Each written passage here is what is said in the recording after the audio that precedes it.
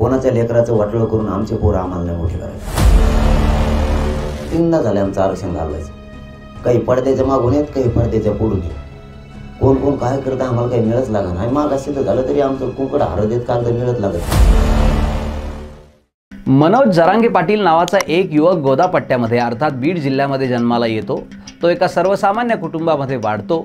सर्वसामान्य कुटुंबामध्ये त्याला सामाजिक कार्याची गोडी लागते। तो आपल्या सवंगड्यांना सोबत घेतो। छत्रपती शिवाजी महाराजांचा आदर्श स्वतःच्या जगण्यामध्ये, वागण्यामध्ये, बोलण्यामध्ये दाखवतो, जगवतो, जगतो आणि मराठ्यांच्या आरक्षणासाठीचं महाराष्ट्रात एक मोठं आंदोलन उभं करतो। जरांगे पाटील ज्या गोदापट्ट्यात जन्माला आले त्याच गोदापट्ट्यामध्ये एक कवी असं लिहून जातो की जनगोड बोलती सारे येथे करून हेवा, गर्दीत पाखरांच्या बगळे बघून ठेवा, बाजार आड त्यांचा सारे दलाल येथे, वस्तू विकून सस्ती रस्ते बघून ठेवा। अर्थात जरांगे पाटील फसले की फसवले हा एकच प्रश्न सध्या महाराष्ट्रात विचारला जातोय। कुणाची मापं काढण्यासाठी, कुणाला हिणवण्यासाठी किंवा कुणाचं महत्त्व किती कमी आहे हे दाखवण्यासाठी हा व्हिडिओ नाही आहे, तर चर्चा जी रंगतीये सगळ्यांमध्येच, पण तिचं उत्तर कुणालाही अद्याप मिळालेलं नाही किंवा ते मिळेल असं चित्रही समोर दिसत नाही आहे। त्या प्रश्नाचं उत्तर शोधण्याचा हा एक प्रयत्न आहे। मनोज जरांगे पाटील आंतरवाली सराटीपासून सुरू केलेल्या आंदोलनाला बसले खरे, पण तारीख पे तारीख करत करत शेवटी त्यांना मुंबईला मोर्चा न्यावा लागला। मुंबईला मोर्चा नेण्याची घोषणा त्यांनी बीडच्या सभेत केली आणि ठरल्याप्रमाणे महाराष्ट्राच्या कानाकोपऱ्यातून मराठा आरक्षणाच्या आशेने मराठ्यांची कच्ची बच्ची आपापल्या परीने भाकऱ्या बांधून, हो कारण मनोज जरांगे सांगतात तसं आपापली चटणी मिरची भाकर म्हणून ती भरून स्वतःच्या गाड्यांमध्ये घेऊन मुंबईच्या दिशेने निघाली। त्यांच्या हिंदीवरती अनेक जणांनी तोंडसुख घेतलं खरं, त्यांच्या हिंदीवरती खूप जोकही लोकांनी केले, पण हा माणूस मराठा आरक्षणाचा मुद्दा घेऊन मुंबईत पोहोचतोय म्हणल्यानंतर मराठा समाजातले लाखो तरुण त्यांच्या दिशेने निघाले, हेही तितकंच वास्तव आहे। हे राजकारणी जे म्हणतात की गर्दी जमवणं एवढं सोपं नसतं, ती गर्दी मनोज जरांगे पाटलांच्या त्या मोर्चामध्ये दिसली। पण एक मात्र गोष्ट नक्की आहे, जमवलेल्या गर्दीला वेडं कसं बनवायचं याचं पूर्ण ट्रेनिंग राजकारणी लोकांचं झालेलं असतं, यात माझ्या मनात तरी कुठलीही शंका नाही। अर्थात मनोज जरांगे पाटील यांनी उभारलेला लढा आणि त्याचं सध्याचं फलित हे शोधण्याचा प्रयत्न होतोय। काही आरोप होत आहेत, काही प्रत्यारोप होत आहेत, पण या सगळ्यांच्या मध्ये होरपळला जाण्याची शक्यता आहे, तो म्हणजे मराठा तरुण।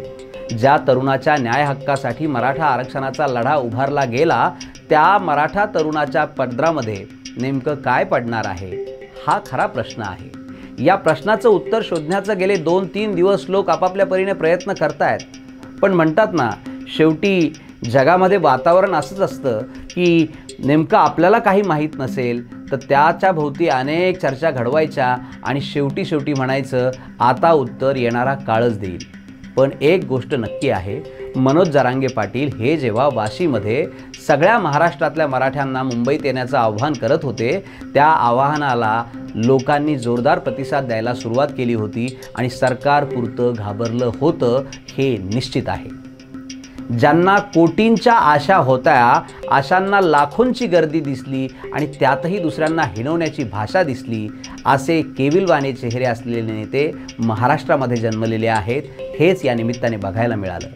असो, अशा करंट्यांचा उल्लेख अशा व्हिडिओमध्ये न केलेला बरा, पण मनोज जरांगे पाटलांनी जमवलेला तो तुफान वाशीमध्ये जाऊन धडकला आणि रातोरात सकाळी लोकांनी मोबाईल बघितले तर त्यांना लक्षात आलं की रात्री 3:30 वाजता एक कुठलासा अध्यादेश निघालेला आहे, ज्या अध्यादेशाकरवी आता मराठ्यांच्या पदरात आरक्षण पडणार आहे।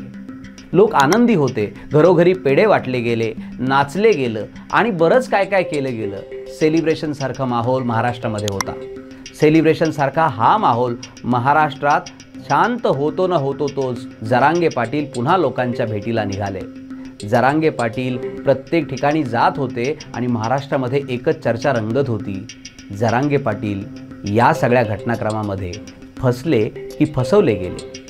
एकनाथ शिंदेंनी ज्या अध्यादेशाच्या आधारे या आंदोलनाला एकीकडे शमवण्याचं काम केलं, त्या आंदोलनाच्या नंतर फलिताला आता पुढे काय हा एक प्रश्न आहेच। सरसकट या शब्दाचा अर्थ टाळत आपण जर पुढे जात राहिलो आणि सगळ्या सोयऱ्यांचा आपण जर पर्याय त्या ठिकाणी ठेवला तर मराठ्यांना नक्कीच आरक्षण मिळेल असा विश्वास असलेले मनोज जरांगे पाटील या निमित्ताने समाधानी होते आहेतही।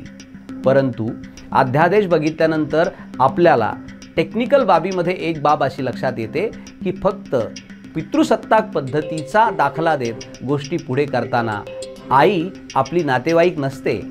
वडिलांची जात जी या व्यवस्थेने ठरवून दिलेली आहे ती माणसांना लागेल, पण आईकडची जात माणसांना लागणार नाही। शेवटी जात माणसाला चिकटते की चिकटवली जाते हा सुद्धा प्रश्न या निमित्ताने उपस्थित होतो आहे। अर्थात उपस्थित झालेल्या अनेक प्रश्नांची अद्यापही उत्तरं मिळालेली नाहीत हेही तेवढंच खरं आहे। पण एक गोष्ट अजून आहे की महाराष्ट्रामध्ये मराठा समाजाला ओबीसींमध्ये सरसकट या शब्दाभोवती जे काही राजकारण फिरवलं गेलं या अध्यादेशानंतर आता पुन्हा केंद्र सरकारमध्ये काय हालचाली होत आहेत आणि त्या होऊ घातलेल्या हालचालींच्या ओव्हरऑल सगळ्या गमतीजमतीमध्ये मराठ्यांच्या लेकरांवरती जे गुन्हे दाखल झाले ते दाखल झालेले गुन्हे वापस घेण्याचीही भाषा होती।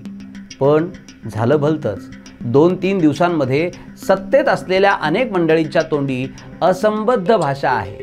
ती भाषा जणू काही आपल्याला कन्फ्यूज करण्यासाठीच वापरली जाते आहे आणि हे एकत्र आलेलं आंदोलन कसं एकदा शांत करता येईल आणि आम्हाला आमची राजकीय पोळी भाजून घेता येईल यासाठी हे सगळा शब्दसंवाद तर नाही आहे ना असं वाटावं अशी ही सगळी परिस्थिती आहे।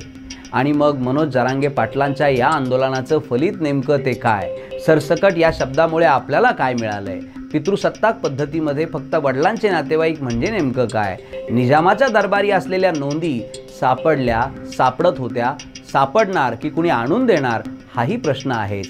जरांगे पाटील जे सांगत होते की प्रत्येक ग्रामपंचायतीने सापडलेल्या नोंदींची यादी लावायला हवी, अशा किती गावांमध्ये त्या याद्या लावल्या गेल्या हेही तपासायला हवं।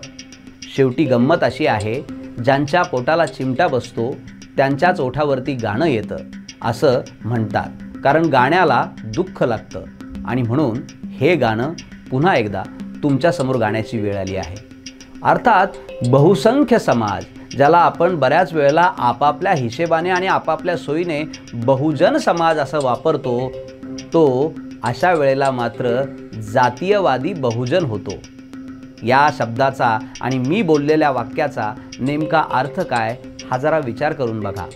मनोज जरांगे पाटील आणि त्यांचं आंदोलन, मनोज जरांगे पाटील मराठ्यांचे नेते, एकनाथ शिंदे कुणाचे नेते हा वेगळा प्रश्न आहे, पण तरीसुद्धा या सगळ्या चर्चेमध्ये आपल्या हाती किंवा जे न्यायासाठी लढतायत त्यांच्या हाती काय पडलंय हा प्रश्न अनुत्तरितच राहतो हेच खरं। धन्यवाद।